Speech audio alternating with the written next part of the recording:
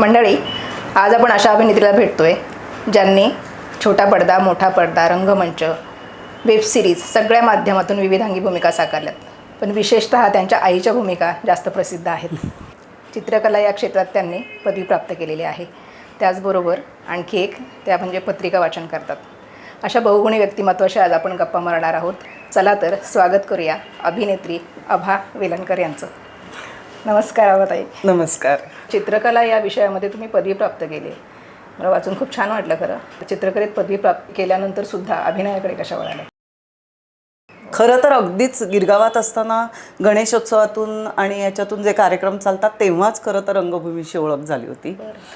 तिथे त्यावेळेला नाटकं व्हायची, नाचाच्या स्पर्धा व्हायच्या, फॅन्सी ड्रेसच्या स्पर्धा व्हायच्या, त्यामुळे त्याच्यातून भाग घेत होते. प्रायमरी स्कूलमध्ये असताना स्टेजवरती भाग घेत होते आणि मग कॉलेजमध्ये असताना सुद्धा इंटर कॉलेजिएट स्पर्धांमध्ये भाग घेतला. त्याच वेळेला दुर्गा झाली गौरीमध्ये मी काम करत होते.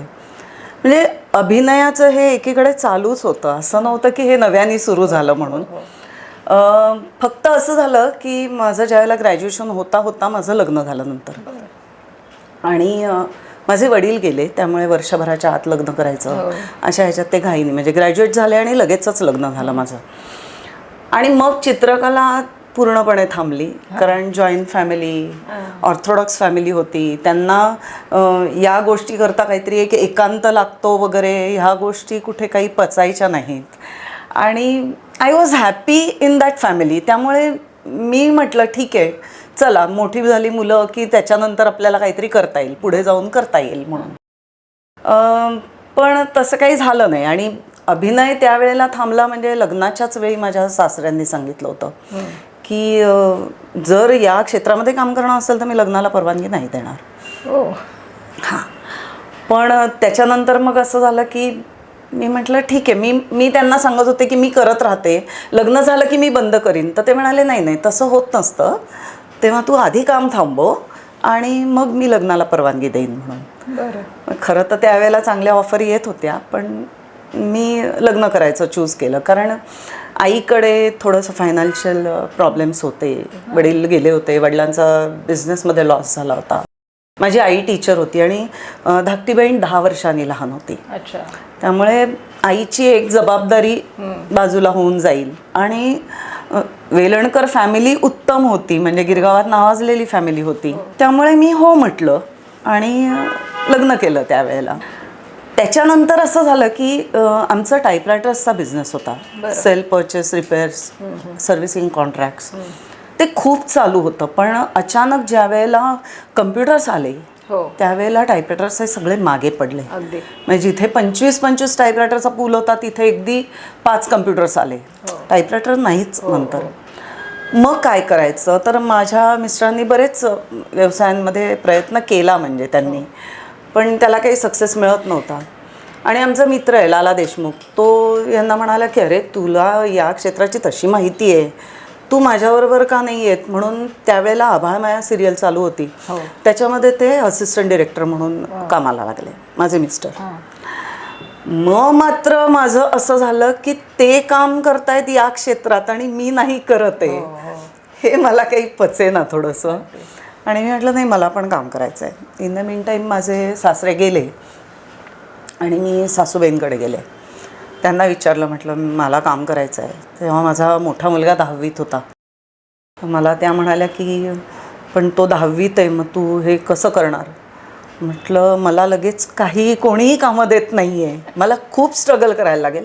कारण मी जेव्हा काम करत होते तेव्हाची माझी ओळख, ती लोकं आता सगळी खूप मोठी झाली आहेत. नवीन आलेली लोकं मला ओळखत नाहीत. त्यामुळे मला स्ट्रगल आहे. तुम्ही आत्ता काळजी करू नका, खूप वेळ आहे. म्हटलं याची 10वी तर होऊनच जाईल, म्हटलं काहीच प्रश्न नाही. मग त्यांनी परवानगी दिली. त्या म्हणाल्या ठीक आहे, तुला करायचं ना काम कर. त्यांना आवड आहे आणि ह्या गोष्टींची.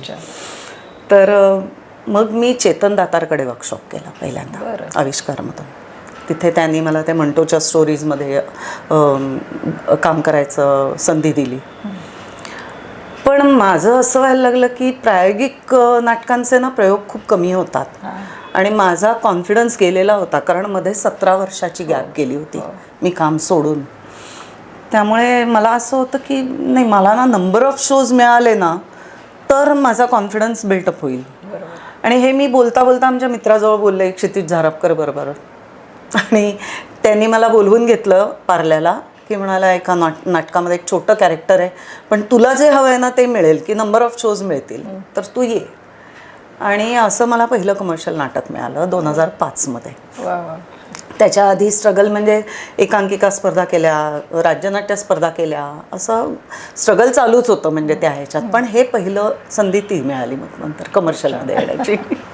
त्या काळात जर विचार केला तर तुम्ही सासऱ्यांनी सांगितलं की काम नाही करायचं, तुम्ही लग्न चूज केलं. हो. आत्ताच्या काळात असं होईल? डिपेंड्स. कसं आहे, म्हणजे माझ्या घरच्या परिस्थितीप्रमाणे बघता मी ते चूज केलं त्यावेळी. याचं कारण आज जेवढ्या मुली फ्रीली येतात, इथे राहतात, एकट्या सगळीकडे फिरतात, त्या काळात तसं नव्हतं. त्यावेळेला कोणीतरी सोबत जायला लागायचं. माझ्यासोबत यायला माझी आई नोकरी करत होती, माझी बहीण 10 वर्षांनी लहान होती, माझे वडील असे कुठे आले नसते. म्हणजे त्यामुळे म्हणजे नव्हती. बरं, त्याच्यामध्ये तुम्हाला मिळेलच सक्सेस याची पण गॅरंटी नसते, जी आजही नाही आहे. मग गॅरंटी निदान लग्न केलं तर 4 लोक आहेत त्याच्यामध्ये. आजच्या काळामध्ये लग्नही टिकेल याची गॅरंटी नसते. पण त्यावेळेला मी ते चूज केलं आणि मला रिग्रेट नाही आहे त्या गोष्टीचा. कारण माझी मुलं मोठी होईपर्यंत मी त्यांना वेळ देऊ शकले आणि आता मी माझ्या मनाप्रमाणे काम करते. अगदी. खरं सांगू का, जास्त करून मी मुलीची आई असते आणि मला मुलगी नाही आहे, त्यामुळे मी ते एन्जॉय करते. दोन्ही मुलगे आहेत मला.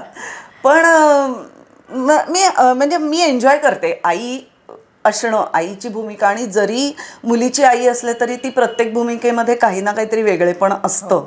की या सिरियलमधली आई ही अशी आहे, या सिरियलमधली अशी आहे. पण अगदी मुळूमुळू रडणारी आई नाही म्हणजे कधी केली आत्तापर्यंत. स्ट्रॉंग मुलींना सपोर्ट करणारी अशीच आई जास्त साकारली आहे मी. त्यामुळे ते आवडतं मला. बरोबर पण तुम्ही काम. हो, प्रियाबरोबर काम केलं. अतिशय गोड मुलगी आहे ती.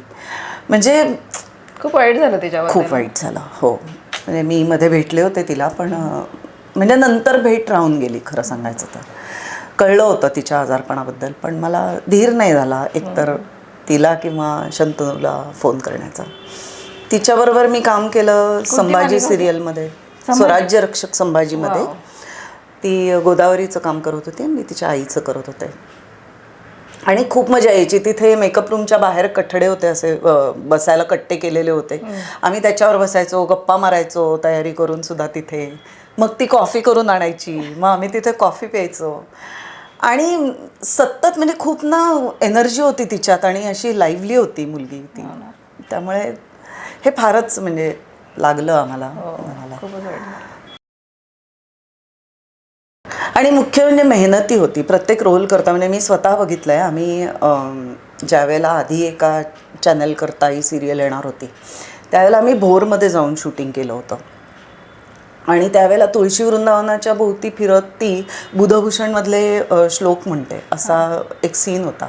तिला आदल्या दिवशी ते स्क्रिप्ट हातात मिळाल्यावरती रात्री बसून तिने ते पाठ केले आणि दुसऱ्या दिवशी तिने 1 टेकमध्ये ते दिले होते.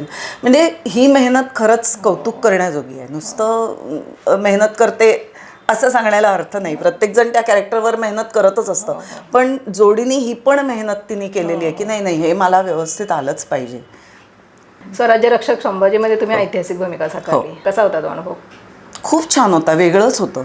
एकतर त्या काळामध्ये अण्णाजींच्या विरोधात जाऊन ही बाई उभी राहिली, तिने साक्ष दिली. तर मी कमलाबाई काय नाव होतं? कावेरीबाई. हो. तर मला प्रश्न असा होता की त्या काळामध्ये असं झालं असेल का खरंच. कारण सिरियलमध्ये काही वेळेला काही पात्र आणली जातात किंवा म्हणून मी प्रतापराव जे आमचे लेखक होते प्रताप गंगावणे, तर त्यांना मी विचारलं की म्हटलं खरंच हे होतं का. तर त्या म्हणाल्या हो, खरंच त्यांनी हे केलेलं आहे की ते विरोधात गेलेले आहे आणि साक्ष दिलेली आहे. तर मला त्यामुळे ते फारच छान वाटलं की अरे अशी कोणीतरी खमकी बाई होती आणि तिची भूमिका मला साकारता आली आहे. हे मला खरंच आनंद वाटला. आणि सेटवरचं वातावरण पण छान असायचं, सगळे मिळून मिसळून काम करायचे. एकतर आमचे दोघेही डिरेक्टर कार्तिक केंडे आणि विवेक देशपांडे, ते तुम्हाला सीन इतका छान समजावून सांगायचे की म्हणजे त्यामुळे आम्ही सहजी करत गेलो त्या गोष्टी. अभिनेत्री म्हणून आभाताईंना सगळेच ओळखतात. गृहिणी म्हणून तुम्ही कशा आहात? गृहिणी आम्हाला म्हणून माहित नाही मी- त्याबद्दल काय, तुम्ही सांगाल तेच आम्हाला कळणार. मी सांगू का, मला आवडतं मुलं आणि सगळे घरामध्ये आहेत, नातेवाईक घरात आले आहेत, सेलिब्रेशन करायला मला आवडतं. म्हणजे मी त्या बाजूने आहे. किंवा सणवार आहेत तर ते साजरे करायला आवडतात, किंवा आपल्या ज्या परंपरा आहेत त्या जपायला मला आवडतात. म्हणजे स्वयंपाक करण्यात मला जरा खूप इंटरेस्ट नाही आहे, करता येतो सगळा. म्हणजे पुरणपोळीपासून मोदकांपासून सगळं स्वयंपाक मी करते. पण प्रेफरेबली म्हणाल तुम्ही की स्वयंपाक करतेस का पुस्तक वाचतेस, तर मी सांगेन थांबा मी पुस्तक वाचते. असं आहे. पण या गोष्टी मला आवडतात. म्हणजे मी सांगू का, घरामध्ये सणवार असताना म्हणजे आमच्याकडे दिव्याच्या हौसेला कणकेचे दिवे करतात खायला, गुळाच्या पाण्यामध्ये करून. तर ते मी आवर्जून करते, कारण ते वर्षातून एकदाच होतात. किंवा नागपंचमीला दिंड करतात. आता माझ्या सासरी खांडवी केली जाते तांदूळाच्या कण्यांची. पण माझी आई नाशिकची असल्यामुळे ती दिंड करायची, त्यामुळे मला दिंड करायची हे आहे. मी ती दिंड करते. ते वर्षातून एकदाच होतात या गोष्टी, पण त्या मी आवर्जून करते की नाही, ही गोष्ट पुढच्या पिढीला माहिती पाहिजे हे मला वाटतं.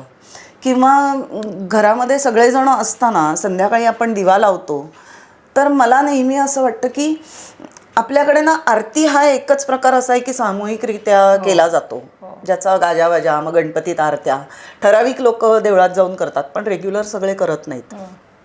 माझ्या घरामध्ये नियम असा आहे की ज्यावेळेला मी दिवा लावते संध्याकाळी, त्यावेळेला घरात जेवढे कोणी असतील त्यांनी तिथे येऊन शुभंकरोती म्हणायचं. खूप छान. कारण ती एकच गोष्ट अशी आहे की आपण आपल्या धर्माची म्हणून कुठेच जपत नाही. आपण ह्याला काही अर्थ नाही, त्याला काही अर्थ नाही, मान्य मला. पण मग पुढच्या पिढीला आपल्या धर्मामध्ये काय होतं हे कळणार आहे कसं?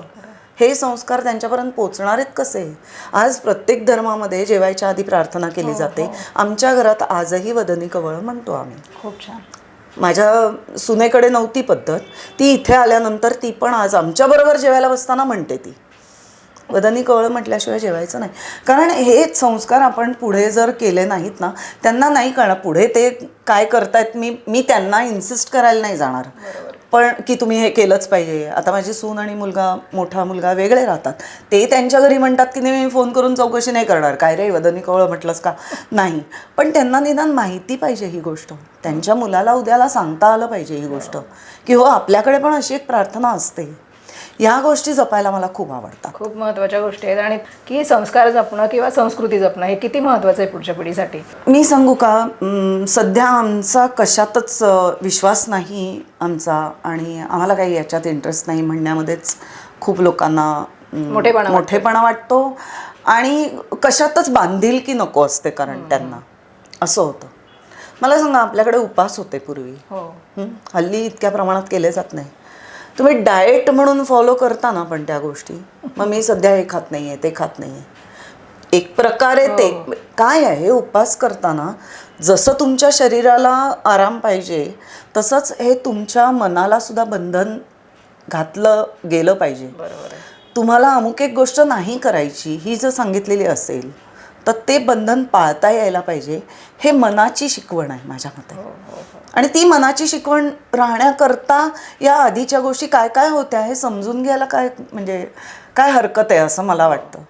आपल्या शास्त्रामध्ये बऱ्याच गोष्टी अशा आहेत की ज्या आपल्याला खरं तर माहीत नाही आहे, आपण त्याच्याकडे विचारच करत नाही. एक तर आत्ताचं जीवन खूप फास्ट आहे आपलं, इतका वेळ नसतो आपल्याला जे पूर्वीच्या काळामध्ये ज्या पद्धतीने केलं जायचं. पण निदान माहिती तर करून घ्या असं माझं म्हणणं आहे. आता हे मी जे म्हटलं वदनी कवळ म्हणायला किंवा शुभंकरोती म्हणायला किती मिनटं लागतात तुम्हाला? 2 मिनटं लागतात. मग ते केलं तर काय बिघडलं माझं म्हणणं.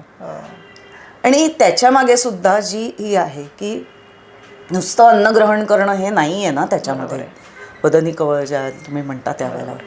आणि माझं म्हणणं तेव्हा ना तुमचे इतर जे विचार असतात, आपल्या डोक्यामध्ये असंख्य विचार चालू असतात, त्या 2 मिनिटापुरते आपले ते सगळे विचार बाजूला जातात जेव्हा तुम्ही हे म्हणता. आणि मग अन्न जेवायला सुरुवात करता त्यावेळेला तुमचं जेवणाकडे लक्ष लागतं. मग पुन्हा सुरू होतात गप्पा, ती गोष्ट वेगळी. ते पण काही वेळेला चिंता असतात, काही असतात, 1-2 क्षण ते आपण ती गोष्ट विसरतो. श्लोक म्हणताना आणि मग जेवायला सुरुवात करतो ना आपण, तेव्हा त्या जेवणाकडे लक्ष दिलं जातं. काहीतरी खायचं आहे म्हणून नाही खाल्लं जातं. बरोबर. हे खूप महत्त्वाचं आहे, जे आजही आपण सगळं अगदी आत्ताचं तुम्ही काही याच्यात बघितलं असेल तर पाणीसुद्धा काही गोष्टी लक्षात ठेवतं असे मी पॉडकास्ट हो बघितले, हो की तुम्ही जर बघितलं पाण्यामध्ये आणि ती गोष्ट बोललात हो. आणि तुम्ही ते प्यायलात, हे जे हल्ली बरंच मॅनिफेस्ट करणं आणि हे ते त्याच्यातलीच ही गोष्ट आहे. मग तसंच आहे, तुम्ही जेवताना आनंदाने जेवलात तर ते तुमच्या शरीराला लागतं. खरं आहे. आणि पूर्ण ब्रह्म म्हणतो तर खरी अर्थाने ती पूजा पण होते Exactly. अन्नाची. एक्झॅक्टली. हो. अनेक दिग्गजांसोबत आपण काम केलंय, तर एखादी छानशी आठवण एक छानशी आठवण म्हणजे ना, मी 4 दिवस सासूचे करत होते अच्छा. आणि त्यावेळेला आमचं एक काहीतरी फंक्शन होतं, काय ते मला आत्ता आठवत नाही, पण सगळ्या जणी खूप आर्टिस्ट तयार होत आहेत आणि आमचे हेअर ड्रेसर प्रत्येकीला तेव्हा साड्या नेसवायला किंवा कॉस्ट्यूम करता वेगळ्या मुली नसायच्या, तेव्हा हेअर ड्रेसरच साड्या नेसवायची. तर मी तयार होत होते आणि मी खूपच ज्युनियर होते, माझी अगदीच सुरुवात होती त्यावेळेला आणि मला साडीला पिन लावायची होती, म्हणून मी अशी उभी होते आणि रोहिणी अत्तंगडी, तर रोहिणीताई मला म्हणाल्या, अगं ये इकडे, पिन लावायची आहे ना, मी लावते. म्हटलं नको, असं आता मग नको, मी लावते म्हणून मी माझी लावली, जी काही बरोबर लागली नाही, म्हणून मी परत त्या हेअर ड्रेसरला सांगितलं की जरा प्लीज लावून दे ना. बघ, मी सांगत होते तर आली नाही, ये इकडे, म्हणून त्यांनी माझ्या साडीची पिन लावून दिली. हे मी कधीच विसरणार नाही. म्हणजे एवढी मोठी आर्टिस्ट आणि रोहिणीताई आज कितीतरी मोठ्या याच्यावरती आहेत आणि वयाने पण मोठ्या आहेत त्या, आणि मला इतकं तेव्हा ऑकवर्ड झालं होतं, पण मी ही आठवण कधीच नाही विसरणार. आणि आजही आम्ही कधी भेटलो ना तर त्या इतक्या छान गप्पा मारतात, प्रश्नच नाही. मला हे 2 वेळा त्यांना भेटण्याचा योग आलाय, खरंच खूप गोड आहेत.